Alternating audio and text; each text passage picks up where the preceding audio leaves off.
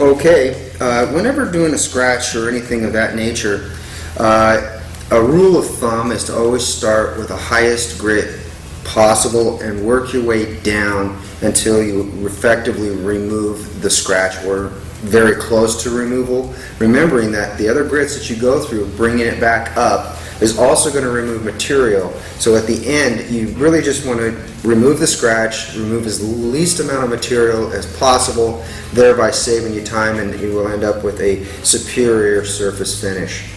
Now with a three-step system, such as I'm using here, I'm going to start with number 3. Number 3 is the highest grit, and then there's a 2 and a 1. So if you're using normal resin pads, then I would start with a 3000. If that's not doing the effective removal, go to a 2000. If that doesn't do it, 1000, etc. Never exceed 500 grit. If you have to go below 500 grit, one should consider filling it rather than trying to remove it. So those are some basic parameters. And so what I'm going to do now is I'm going to take my number 3 resin pad. I'm going to apply some water to the surface. We want to make sure that this is constantly wet. When we keeping it cool, keep it slow. We're going to set the machine down on its lowest setting. In this case, it's a 1. I'm going to apply the pad to the machine, trying to ensure that it is evenly placed on it and correctly seated, which we've accomplished. So we're just going to switch this on. I'm not going to put a bunch of downward pressure on this. You do not want to do that. You'll get inconsistencies, meaning that it portions while you're closer to you. You'll be pushing down harder, but as you move away, it actually becomes not as much pressure on the surface. So we just want to let the machine do the work. Enough pressure to control the machine, and that's really all you need. So I'm going to go over this affected area. I'm only going to do half of this, as I said before. So we're going to go ahead and get started. What I like to do is make sure the machine's on the surface and then gently start rolling it in and turn it on.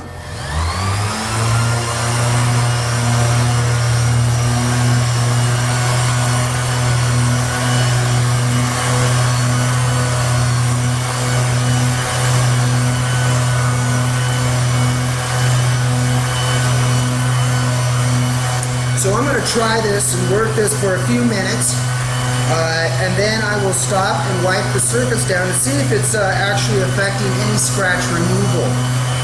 I know that it is cutting the surface, however, I don't know what the rate is. I like to do this until I start to see a slurry emerge from my diamond pad, and then I will check it, because at that point I know that it's actually cutting.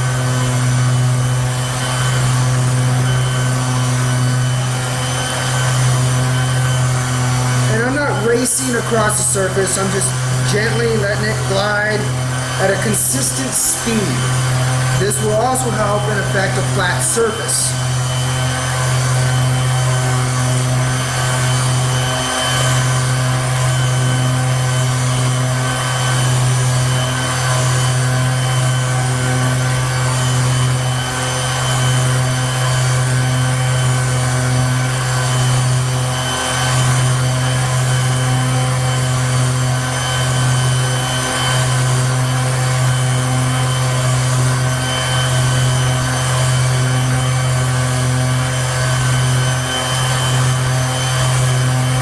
With engineered stone, you must be patient.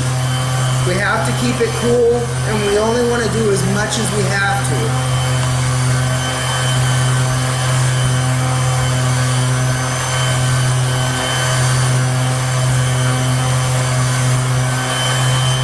I'm going to go ahead and check this. If you notice, I turned off the machine, but I'm keeping the same motion as it spools down.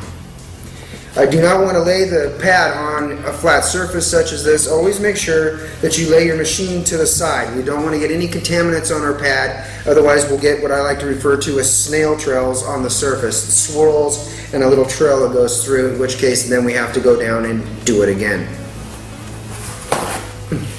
So I'm going to wipe this down dry it a little bit and see if I have effectively removed the scratches of the surface.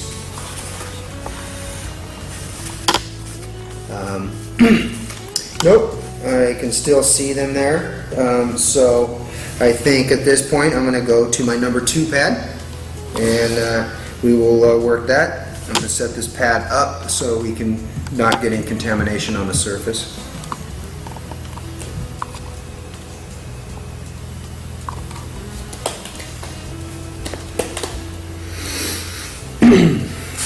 Once again, liberal amount of water, and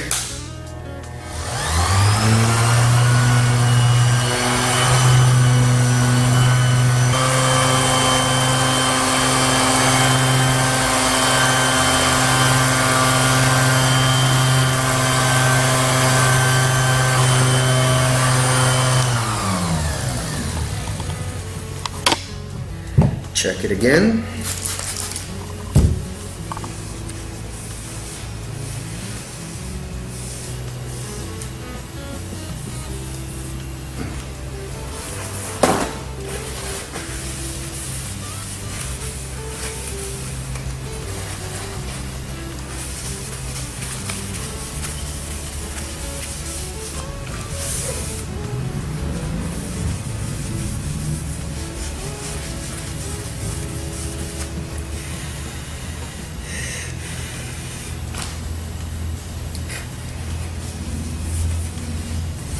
You can definitely see we are cutting the surface as reflected by the hazing from that current pad that we are using. I think for the sake of this video, I may go down to the number 1 so that we can speed this up a little bit.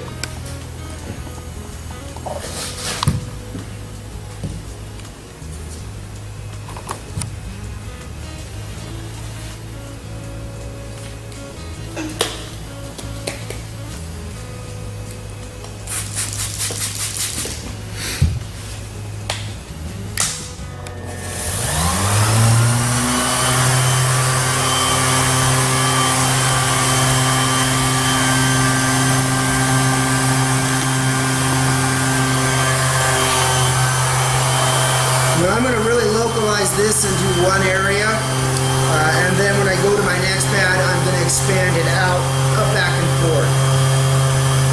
Since number 1 is really the most aggressive pad.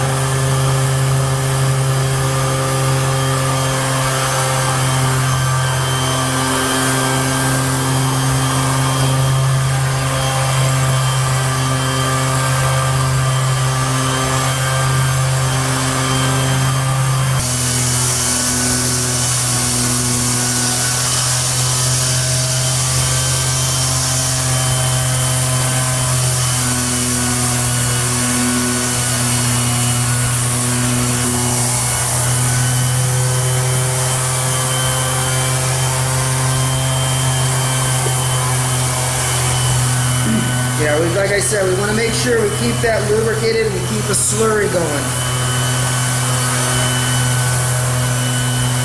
You can see we've got a slurry off that pad now. We just want to keep it wet.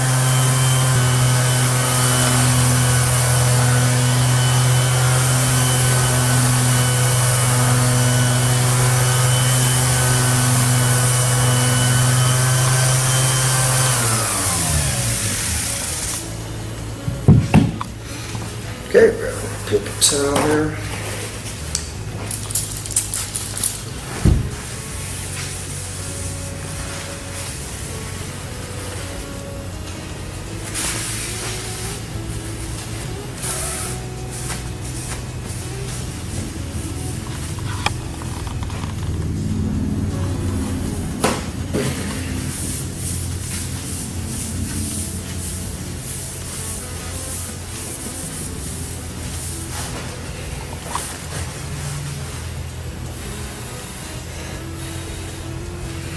Okay, at this point, we've removed the scratch and we're ready to now start going back up our grits in order to shine the factory finish again.